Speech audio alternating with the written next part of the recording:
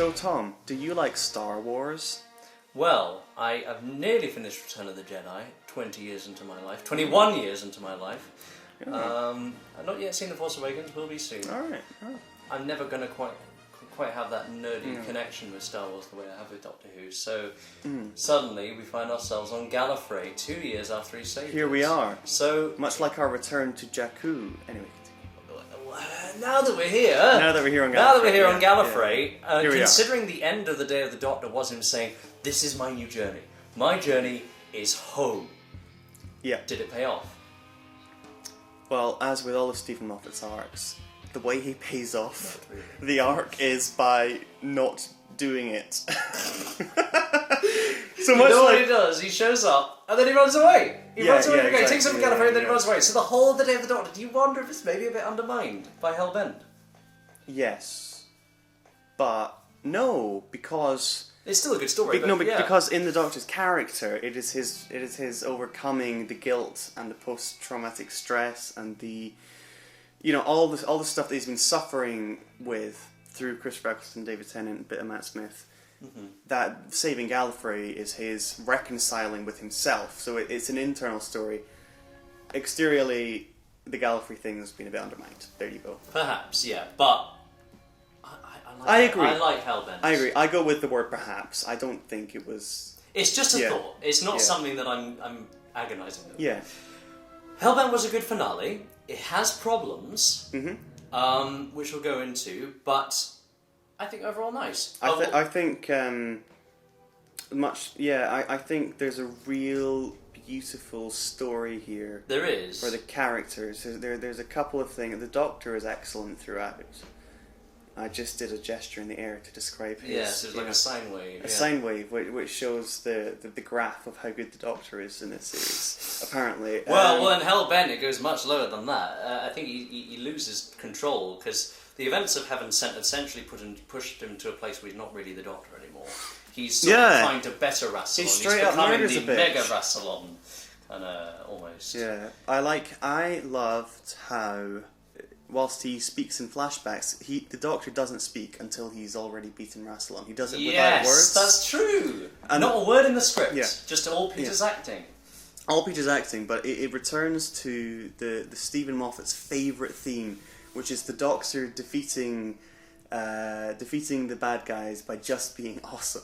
By just the badass Doctor. It goes right back to Silence in the Library when River Song is talking about her Doctor. And how he could make an army turn away with only words. Turn away. Yeah. And he'd just walk away with a snap of his fingers, which he does at the end of the episode. Exactly. Yeah. Exactly. And perfect. Yeah. But okay, so and that's what I think is interesting, because we had that in the Pandorica Opens. He just speaks, and the monsters go away, and then he clicks his fingers, swaggers off back to his TARDIS. In this episode, in these two Doctors... Maybe hinting at River's return. Well, exactly. In these two Doctors, though, we see the exact same ingredients, but baked differently. So instead of a souffle, you get a... a souffle! Souffle girl! I know, right? It's out of the Daleks!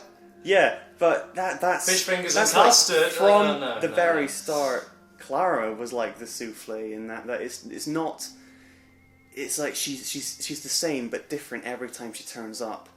Because it's not the ingredients that are the souffle. It's not how you bake it. There's a quote in there. The ingredients of the souffle are the same. The souffle is not a souffle. Yeah, that's right, yeah. The souffle is the ingredients, something like that. Something like that. But where did she get the milk? They never answered that. No, and it's too late now. We don't know where the milk came from. Bastard. Maybe in spin-off show Class. With Missy as a teacher who kills children. That'd be great. Yeah. Okay, so Gallifrey looks gorgeous, courtesy of Rachel Talalay, I think.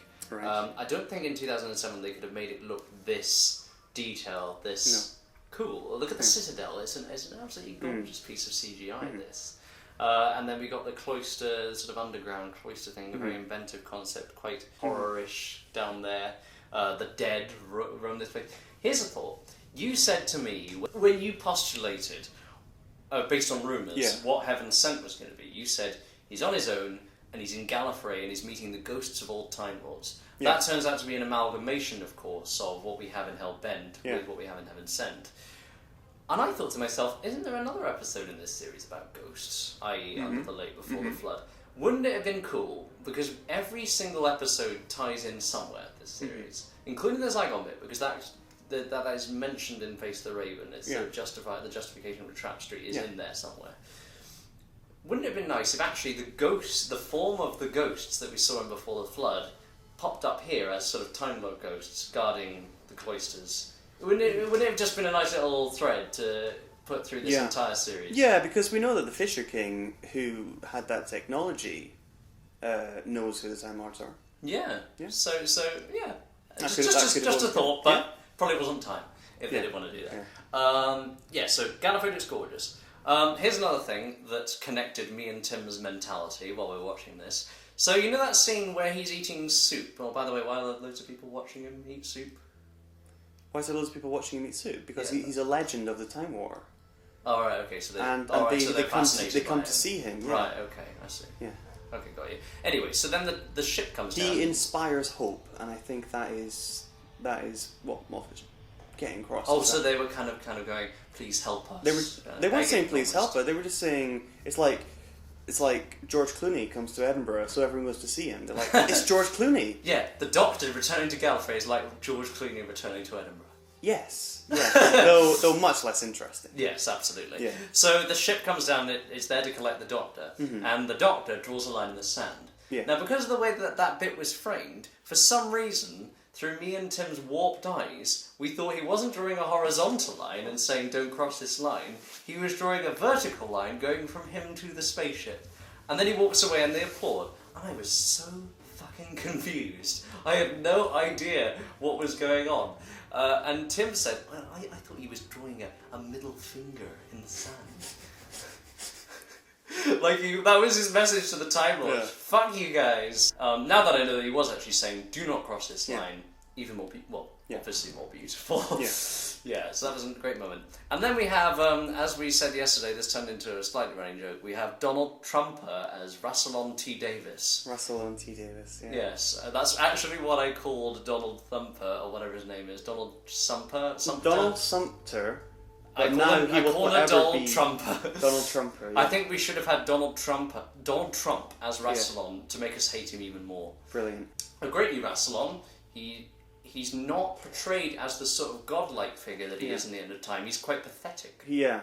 And he caused everything that happened in Heaven Sent. Yeah. So he's actually kicked out the episode quite early on, I'd say. Yeah. Considering how much he was a part of it. Because it's the way that Stephen Moffat writes. And he's too desperate to move on to the next thing. Well, not that he's too desperate in that he's saying, see what I told you I was going to write?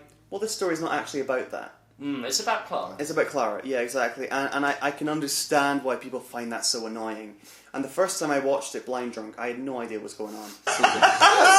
Right, no idea. It was so confusing. But with the second watch, I think it works. Yeah. Once you know that it's not about Gallifrey, it's about Clara, then it works better. Yeah. But I can understand if people wanted to see the Doctor go up against the God of the Time Lords. But the fact that the Doctor defeats the God of the Time Lords with peace and without even saying a word, by just being an example, that is so the Doctor. His words are his weapons. So the Rassilon that we saw in End of Time is shouting and spitting and screaming. The billion years of Time Lord history. Yeah, I mean, and it's the same with this one here. He's just shouting and telling people what to do. He's a tyrant, yeah. But the Doctor is being an example of peace, and people follow his example. That's why they're all watching him eat the spoon. Yes. Because they admire him.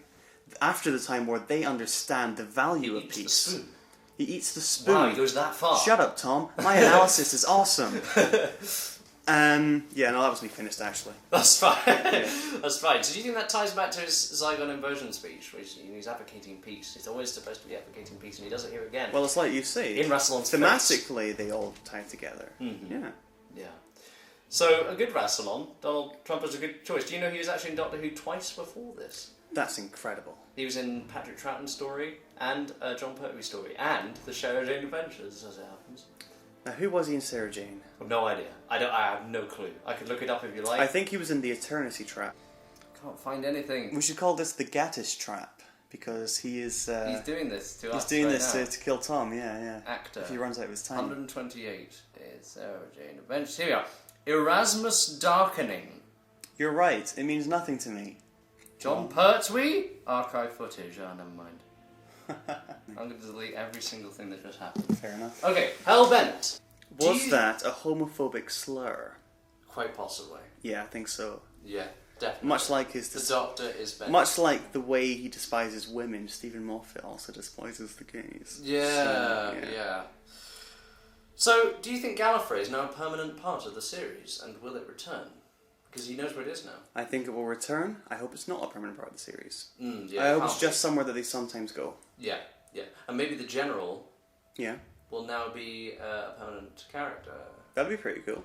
The Master, the General, and the Doctor. The President. That could... the President, the Master, the General, the Doctor. Everyone's favourite. Could be a great episode. The Rani. Oh, yeah. And what about the Meddling Monk? When's he coming back? He'll be played by Donald Trump.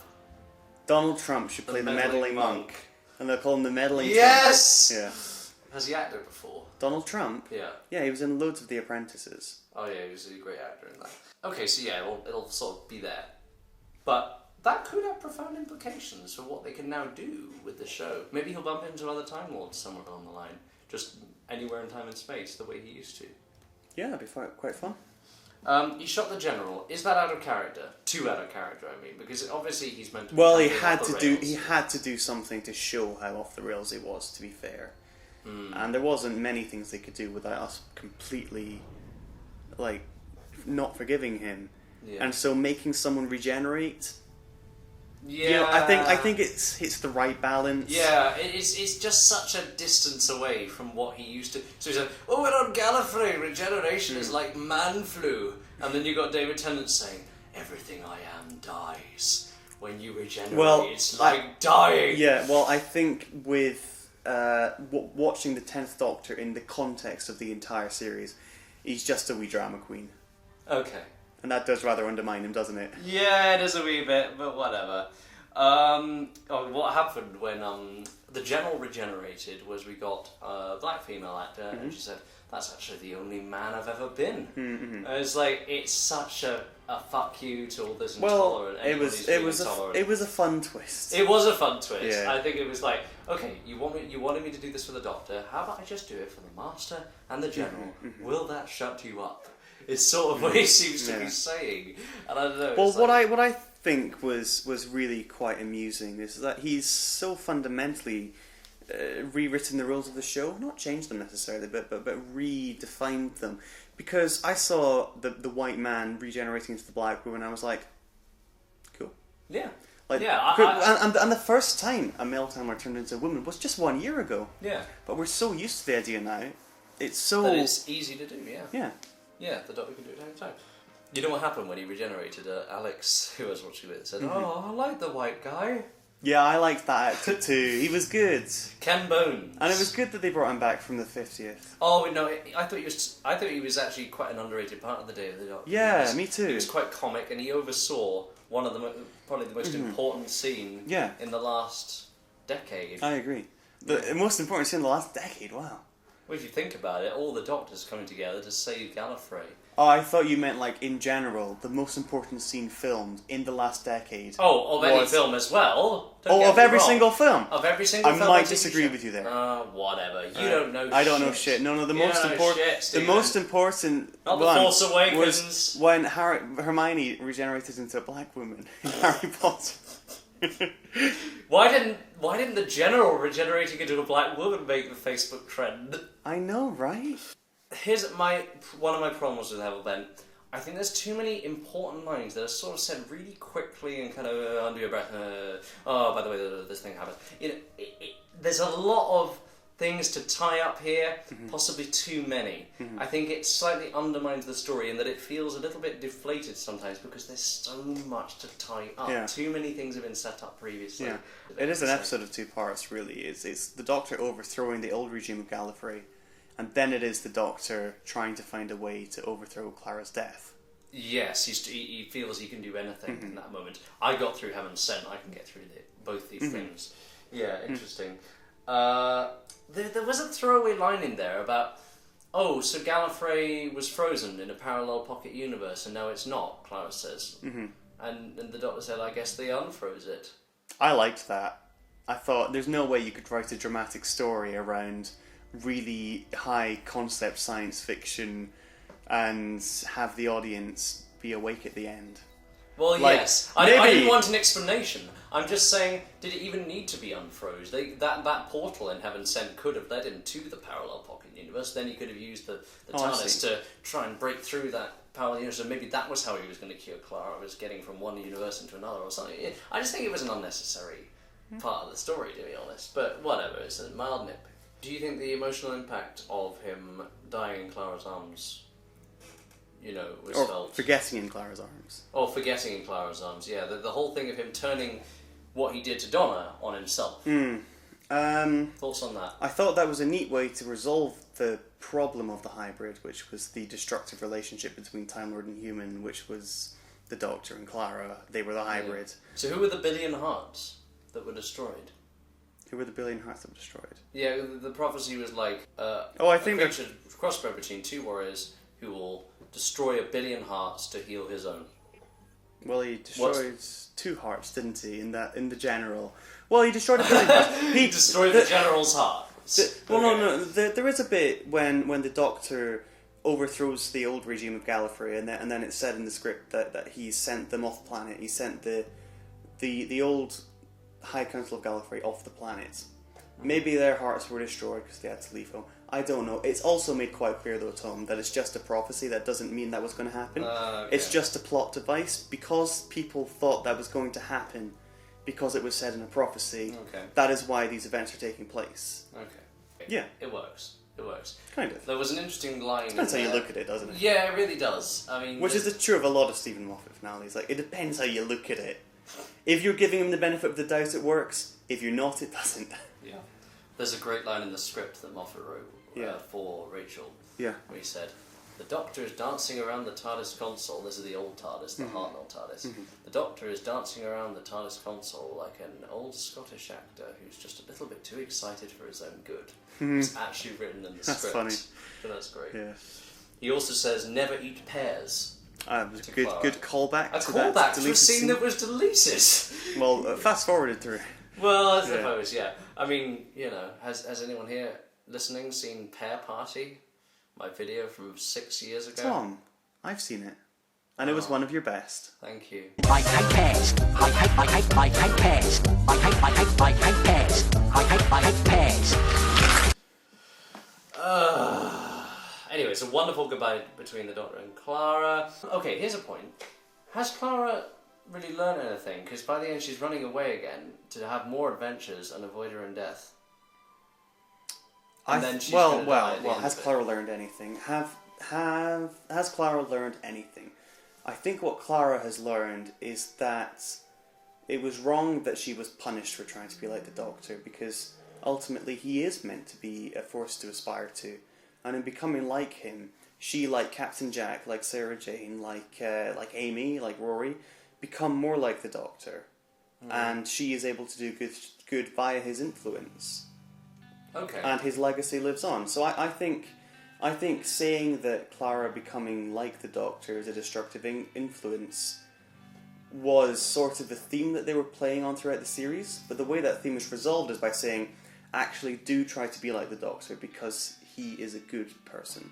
Although, you do wonder, could she wander around time for a really long time before she ends up actually going back to Trap Street? And keep in mind, that death is still going to happen. That really horrific That death. is her death. It's not going to be a quiet thing. She's agree. going to step out of that TARDIS saying, I guess this is it, and then she's going to scream her head off, and smoke's going to come out of her mouth. It's still... It does feel a bit like sort of, whatever, like shoving out the way that really painful death that she's still going to have to go through. Just me. It does undermine what we thought that scene meant. However, it brings new meaning to the character. And it resolves the character in a different way. Okay. I I did quite like the shot of the one TARDIS going that way and the American Diner TARDIS going that way. And as you predicted, there was an emotional return for the electric guitar. He's playing Clara's theme, and Oh, I love that. and and she's I've watched- standing there listening to it. It's Yeah, heartbreaking. no, see, with Hellbent, okay episode, there's some really good scenes in it, but the ending I thought was fantastic. Like, once he forgets his memory, going on from there, the episode is outstanding, and I just the finest close to a series since probably Wilf saluting David Tennant in the rain. Oh, God. Although Amy and Rory's That's wedding, such a wonderful Amy and Rory's scene. wedding is a close second. I love the finale to series 5 as well. Yeah. It is a nice finale. Probably one of the better Stephen Moffat finales. And good God, Stephen, Yeah. I think Series 9 is the best one. Ever. Ever? Best series ever. Ever? For me. Ever! Ever? No, she's not here. She's not here, no. Okay. Well, that's great.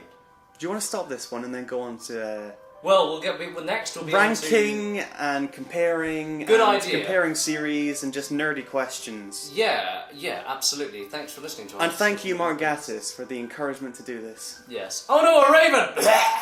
Classic. He's dead now. Nice one, listeners. Bye. Don't forget to click below to subscribe to the official Bird Nomahawk YouTube channel.